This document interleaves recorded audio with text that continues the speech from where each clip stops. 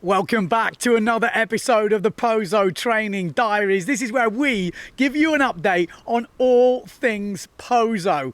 We're going to update you on some of the youngest rippers in the world, and they are charging, both boys and girls. Yes, we're gonna look at some old favourites coming back into town, and some old favourites who are causing quite a bit of carnage. What the? We're going to touch on new sponsors, and we're going to have a look at a few rock stars. We've got so much in this episode. A massive thanks to everyone that sent me the footage, because I am not in Pozo this year. I am still here in sunny Portugal. But if I was in Pozo, you know where I'd be? I'd be in Pozo Wins.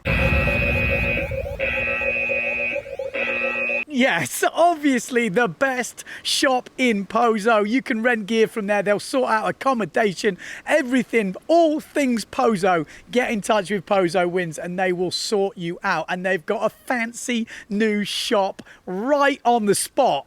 And everyone who works there is a legend. So get involved. They are obviously supporting the Pozo Diaries. Yes. So where are we going to start?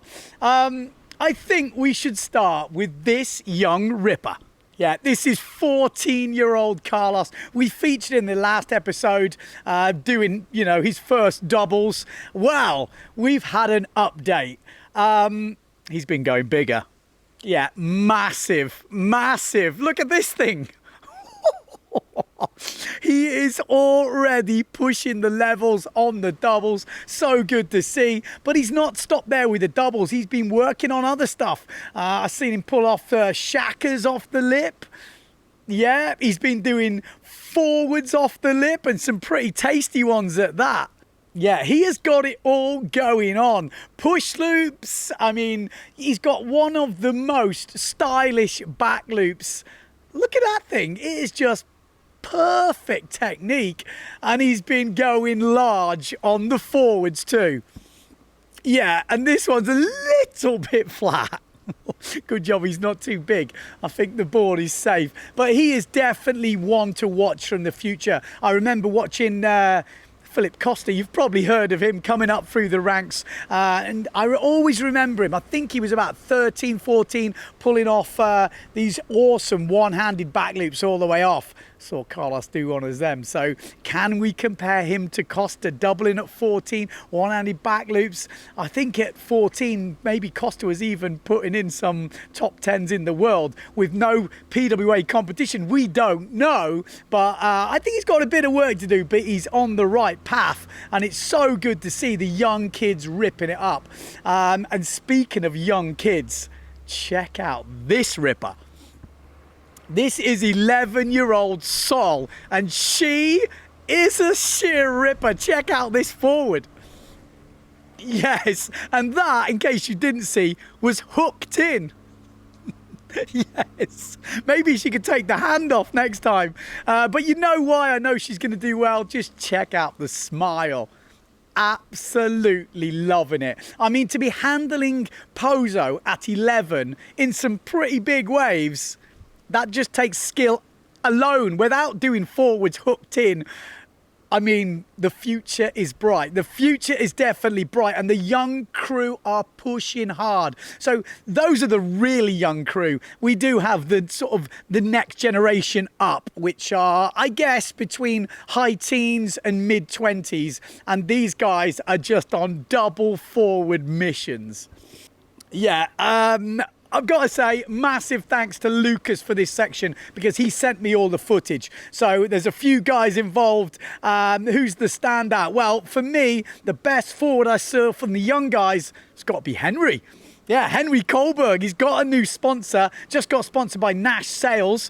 And I saw a couple of warm-up doubles. I was thinking, he looks on. He looks on. And if you know Henry, you'll know he's got an absolutely decent stalled forward, and he's had that for a while. But I saw this double online. Check out this thing. Oh my God. It's absolutely perfect. What? Absolutely pinged it. I mean, almost over rotation, but that is a decent landing. And like I say, when you've got like a crew like this pushing up the level, I have heard it's carnage over there. Oh, what the fuck is going on? Yeah, it's flipping carnage. But who's at the centre of the carnage? Yeah, in case you didn't notice, that's Anton Martin. He's got new sponsors, North Sails. Although I don't think he's actually got the new North Sails yet. I don't know, but we have seen pictures floating around the internet, black sails coming out. It's not a 0.7, it's a North Sail. And that could even be a new starboard. He couldn't send me the footage because he said he's on new boards. He has rumoured to have done a double push loop over there, so we're waiting for that footage. But Anton Martin is in town. We've also seen Alex Mussolini turn up. He's a pilot now, and he turned up, whacked in a few 360s, did a couple of moves, and I think he's off. And the latest news is Ricardo Campello has just turned up.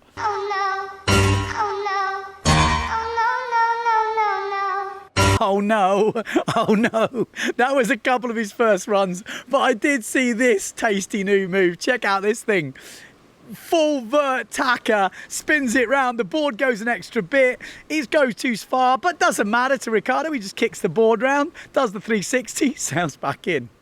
Yeah, Ricardo is down. He's 36 now. Is he referred to as old? Now, to me, he's obviously not old, but to these young kids, do they look at Ricardo and go, oh, that old bloke? I don't know. It's kind of interesting because we're all getting older, aren't we? We are all getting older. But as I said, the young crew are pushing. We're going to run through a few of those. So I've got to talk about Lucas Meldrum. If you saw Sendit Sessions, he did that little feature from Cornwall. He's just released another video about a day in the life in Pozo. Check out that video. It's on his YouTube channel. But he's been ripping it up himself, I have to say. He's been sending it. Yeah, you know, the standard moves, back loops, you know, stalled forwards. And you've got to remember, Lucas is someone who's grown up on the south coast of England. So his native tack, his most natural tack is starboard tack. So jumping with your right hand at the front. Pozo is port tack, left hand at the front. Now, you've got to remember, people go, yeah, but what's the difference? You can do it one way, you can do it the other. Well, you can write with your right hand if you're right-handed. You ever tried writing with your left hand? You've got to remember, you think, well, I can do all the letters, it's easy, I know how to do it, but when you put it in your left hand, it doesn't work the same. You can surf one way. If you switch your feet, just because you know how to do it that way, it doesn't mean you can do it the other way. So to do it the other way is more complicated than you think. But to do it in Pozo with 3-3 fully stacked, another level, absolute another level. He's been pulling off a few new moves. Check out this.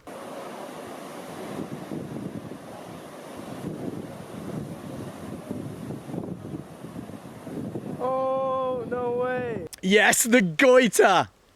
You've got to claim that. You've got to claim it because it's on shore. It's actually not as easy. I prefer doing it a little bit more cross shore, but to pull it off on the onshore, it's like a freestyle move. You really clue first. So fair play. He's obviously been working on that move. He's been going for some doubles as well.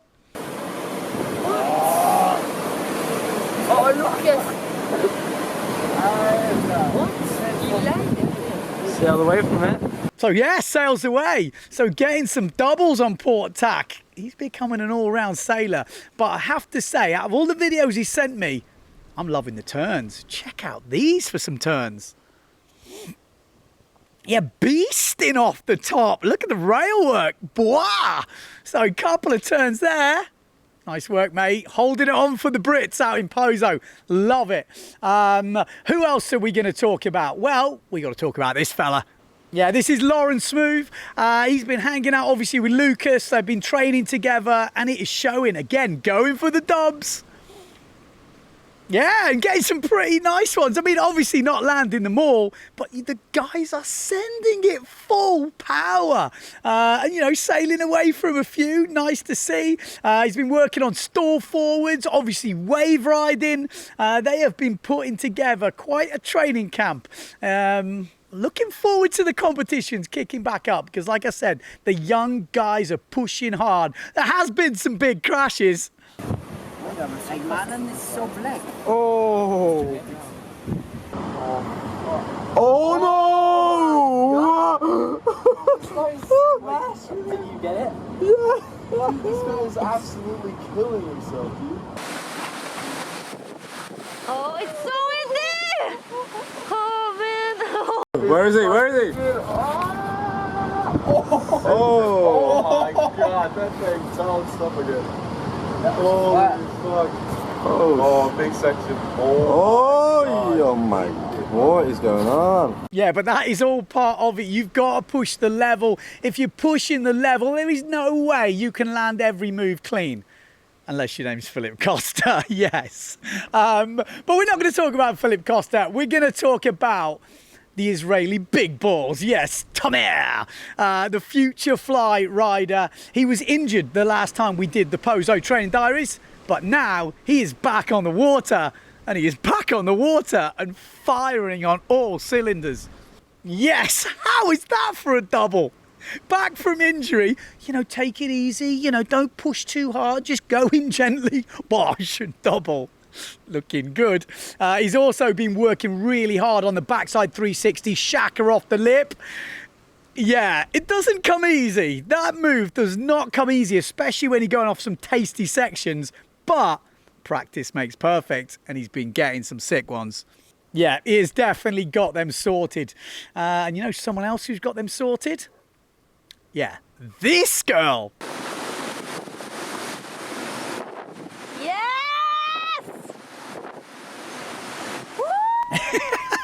Well, the camera lady was definitely happy. Sarah Keita obviously then goes for that tacker at the end. Unfortunately, just missing it. But good to see she's got Shaka's back on the wave. She's obviously got those push loop tweaks. We've seen that for a few years. Really confident with those push loops. But the main move she's been working on is the doubles. How's she getting on? No. Holy shit! What is that? Well, not quite there yet. She said, she's actually now in Lake Garda. She's doing, I think, IQ foil, and she's going to go to Silver Planner. So she's having a bit of a break from the waves, but no doubt she'll be back in Pozo. And I have a feeling we're going to see that double. And again, that is a pretty tasty double, the one we've already seen. You know, it's pretty solid. But this is Sarah Keita, so her level is, unless I stomp it, it doesn't count. So I'm looking forward to her going back to Pozo. And also her training partner, Oda Johanna, is in Pozo. She's been busting out the freestyle. Saw a really sick, like, one-handed burner from her. Yeah, and I also saw her taken to the sky. The pushy. Oh, yes. It's just so good to see. I love Pozo. The wind, you know, you don't need much of a wave, but it looks like they've had a few waves recently. And talking, actually, I say that, 2 minutes, like, upwind from Pozo, I say 2 minutes, probably like 10 minutes sailing, is Mosca Point. Now, if you've never heard of Mosca Point, it doesn't really get advertised that much, but there is an amazing little reef break, like Point Break, just up the road, and they've been scoring. This is Antoine Albert, just a few little clips from there, just to give you an idea of what the wave looks like. And there's definitely be a few of you going, you what? Why are you sailing in Pozo and that? Well, it doesn't work all the time. You need a bit of swell, needs to be the right direction. But interesting to know that it is just there. And talking of Antoine Albert, he has been a busy boy. As we said last time, he's been in Portugal. Now he's over in Gran Canaria, obviously. He's been putting in a bit of freestyle practice, which we know he's good at. I actually saw him do this massive, like, air shaka. Probably would have landed flat, so had to bail. But he's been working. Guess what he's been working on? Well, he's actually been working on the back loop off the lip. Check out this thing. Oh, I tell you what, if that nose had just missed, he'd have been going back up for another one. And that's how those back loops work off the lip, you know, in Pozo. You've got to just catch that nose. If you don't, you're going back up. So it's a real flat landing and quite a hard landing, but it looks so sick. And there's so many people doing those back loops off the lip now. I want a competition. I want a heat. Well, I need to tell you a little secret. We've actually organised a heat between Mark Paré and Victor Fernandez. It's already been filmed. We're getting the judges to score it. We're going to get you guys at home to score it. I'm not going to tell you any more details, but Victor Fernandez versus Mark Paré. We've also got Baptiste, the French crazy man, going against Miguel Chapuis as well. So we've got a couple of heats we've already filmed just to give you a bit of competition that we've been missing. I haven't actually watched the heats yet, so I don't know what moves are going down in it, but I hope there's some of those sort of things going down. So stay tuned to that. Massive thanks to Lucas Meldrum for helping me sort that out and being the man on the ground over there. And back to Antoine Albert, because I tell you what, I saw the biggest crash I have seen in a long time. Check out this thing. Yeah, it doesn't look like much. You're thinking, what's going to happen? What's going to happen? Bam! Oh, now that looks painful, yeah. And you know, anyone who's not into windsurfing, they're like, yeah, is that bad? And yes, that is like 25 knots to nothing, and you are hitting the deck. He broke the boom. It's not surprising. So once he changed the boom back out, he went back out there and he's been throwing down the moves. Doubles, yeah, doubles are the order of the day. He just needs to hold on. Well, it did it without him, but don't worry, the guy's crazy. He's been bashing out a few normal doubles as well. Also seen him been throwing down moves in the wave. He's got his back loop sorted. It is all going on over there. So there we go. That's your little update from Pozo. We've got definitely more coming. If you are in Pozo, if you're just a regular dude and you've got some footage, send it over. Like I say, Ricardo Campello's just got there, so we're expecting some stuff from him. And plus we've got all the locals, Alessio Stilrich as well. We're going to have an update from him in the next episode. There will only be, I think, one more Pozo training diaries.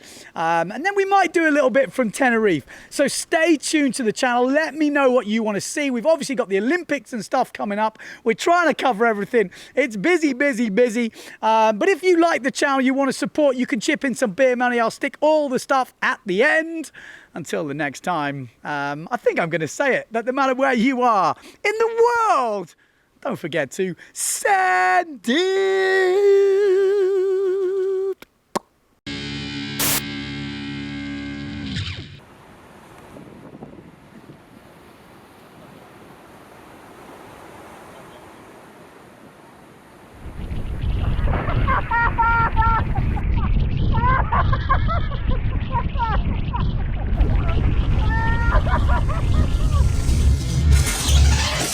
Yeah, just want to say a massive thanks to everyone supporting the channel. Like I said, you guys are making it happen, as well as the brands that are supporting Windsurfing.TV. So if you want to support us and you don't chip in some beer money, buy some equipment from the brands that support the channel. They're the ones that want to support the energy that we're putting out there. We're not just doing blatant adverts for them. We're just providing windsurfing content for you guys to be entertained, and those are the guys that are helping support that as well. So massive thanks obviously to the members that are chipping in and the reoccurring members that have, you know, chipped in for a second year or even a third year this year. They're not on the list. So massive thanks. You know who you are. We're going to have plenty more raffles and prizes. We're just organising. It's just so busy at the moment. It's crazy. I've got windsurfing content coming out my ears. We've got loads of how-tos. We've got the tacker stuff. We've got some more back loop stuff. We're going to do lots more live. So yeah, stay tuned. If you've not already subscribed, subscribe and give us a thumbs up if you liked it. See you for the next one.